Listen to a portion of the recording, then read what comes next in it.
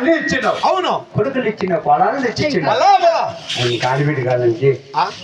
ఈ లేట్కి ఇచ్చేది నేను వానికి మహామంత్రి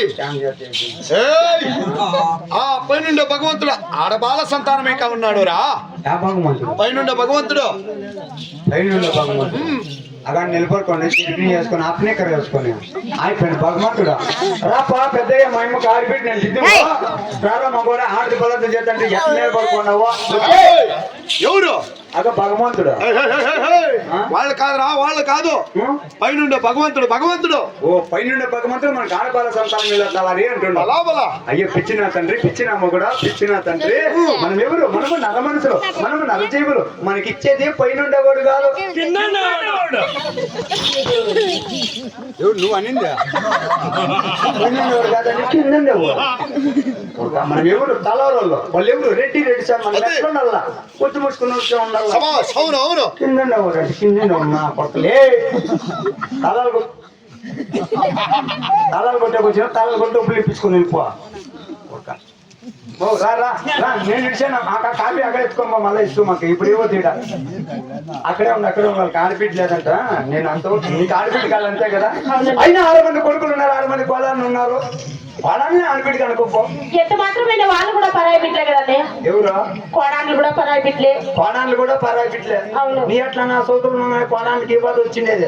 20 ఏళ్ళు వాళ్ళ ఇంట్లో ఉంటారు, 40 ఏళ్ళు మన ఇంట్లో ఉంటారు. కన్న బిడ్డే కట్టు తప్ప కోడాన్లు ఎన్నాళ్ళు బతికేవు? నీకు ఎంత వయసు? 60 ఏళ్ళు వయసు. ఈ వయసులో నీకు ఆడబిడ్డ కాదంటే ఊరోళ్ళు అంతా ఏమనుకుంటారు? ఆయనకి ఈ వయసులా కావాలా? అడిగి నేను ఎట్లా పుట్టుకున్నా పక్కన ఈ వయసులో కావాలంటే బెల్లం కూడా కావాలనే ఎట్లా అంటారు నాకు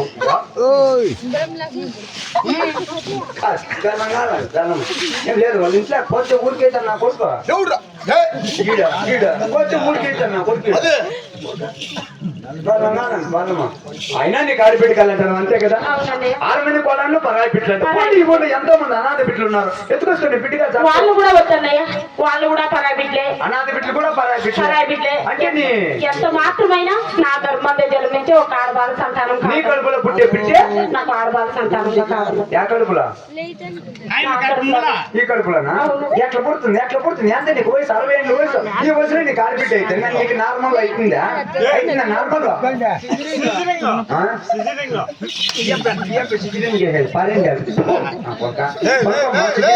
నా కొడుకు పాపం ఆడు పసిబిడ్డ రావని కొట్టొద్దు. ఎవరు పసిబిడ్డ? వీడు పసిబిడ్డ. అవును. మన పెండ్లా వీని 3 నెలలు అయింది. కొడుక ఈయన కాదు, ఈయనంట పసిబిడ్డ అంట. సిజరింగ్ చేస్తాను. సిజరింగ్ ఇయ్యప్ప బాగా పల్లె రౌండ్ సిజరింగ్ చేసాను.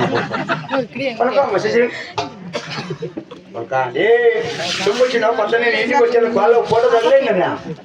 నువ్వన్నా చెప్పలే పెద్ద మనిషి ఊరుకో అన్నా.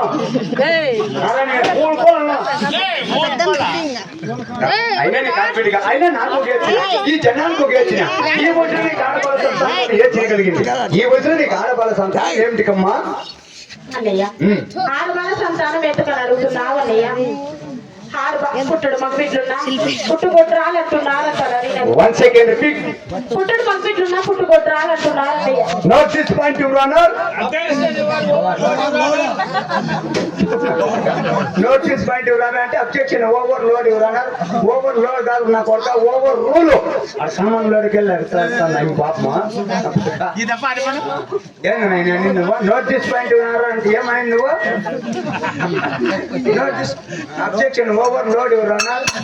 ఓవర్ లోడ్ కాదు, ఓవర్ రూల్. వాడికి లోడ్ అనేది తిరిగేలా నోరు అంటాడు.